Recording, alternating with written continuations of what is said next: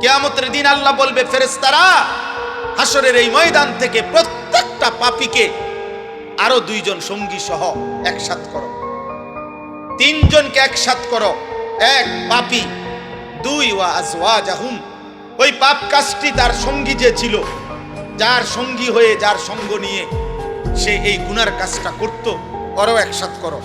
ওমা কানু ইয়াবুদুনা মিন দুনিল্লাহ, এবং এই পাপ এবং গুনার কাজ করতে গিয়ে সে আমি আল্লাহকে বাদ দিয়ে যার উপরে ভরসা করত, আমার নেতা আছে, আমার কর্মী আছে, আমার দল আছে, আমার ক্ষমতা আছে, আমার সম্পদ আছে, আমার টাকা আছে, আমার বাড়ি গাড়ি আছে, আমাকে বংশ বড়, আমার ফলাফাইন আছে, কিছু না কিছু একটার উপরে ভরসা করে, আমার শরীর আছে, আমার স্বাস্থ্য আছে।